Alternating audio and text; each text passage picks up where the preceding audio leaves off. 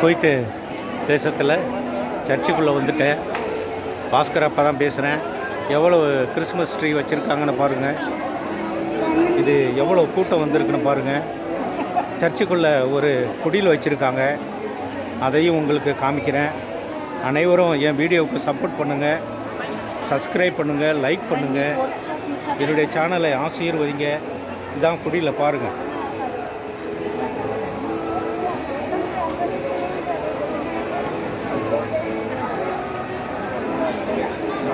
இது நான் குவைத்து தேசத்தில் இருக்கும் ஒரு சர்ச்சிலேருந்து தான் பேசுகிறேன். சப்ஸ்கிரைபர் அனைவரும் என் சேனலுக்கு சப்போர்ட் பண்ணுங்கள். இயேசு கிறிஸ்து பிறந்த இந்நாளில் அனைவருக்கும் சமாதானம் உண்டாவதாக. இயேசு கிறிஸ்து மட்டும்தான் ரட்சிப்பு கொடுக்க வந்தார். நான் உன் வலது கையை பிடித்து பயப்படாதே, நான் உனக்கு துணை நிற்கிறேன். உங்களுடைய எல்லா காரியத்தையும் கர்த்தரே செய்து முடிப்பாராக. எவ்வளோ கூட்டத்தை பாருங்கள், எவ்வளோ கூட்டத்தை பாருங்கள். இங்கே கிறிஸ்மஸ் அன்று நல்ல ஒரு கூட்டமாக இருக்கும். ஆனால் குவைத்து தேசத்தை ஆசீர்வதிக்கணும். ஆனால் இங்கே பாதுகாப்பு பணியில் இருக்கிறவர்கள் எல்லாம் நல்ல ஒரு பாதுகாப்பு கொடுக்குறாங்க.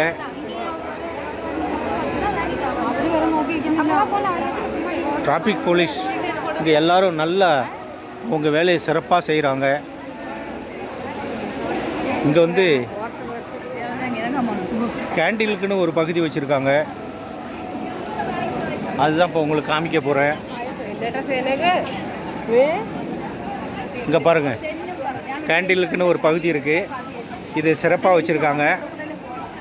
நாளுக்கு நாள் எல்லாம் முன்னேற்றம் வருது. நல்ல கூட்டம் இருக்குது. இன்றைக்கி ஒரு நாள் தான் எல்லோரும் வருவாங்க ஆலயத்துக்கு. இது அன்னை மேரி மாதா, Mary mother of God Christmas tree.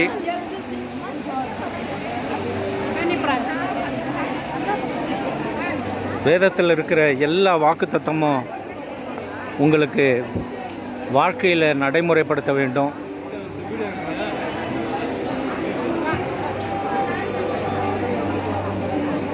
என்னுடைய மினிஸ்ட்ரியை எல்லா மினிஸ்ட்ரியில் மூலமாக போடும். ஜீசஸ் லவ்ஸ் ஆல்வேஸ் மினிஸ்ட்ரி மூலமாக போடும் எல்லா வீடியோவும் நீங்கள் சப்போர்ட் பண்ணணும்னு நான் வேண்டிக்கிறேன். உங்கள் குடும்பத்துக்காகவும் உங்கள் பிள்ளைகளுக்காகவும் நான் ஜெபித்துக் கொள்கிறேன். கர்த்தர் உங்கள் அனைவரையும் கோடியாய் பெருக வேண்டுமா நான் ஜெபிக்கிறேன்.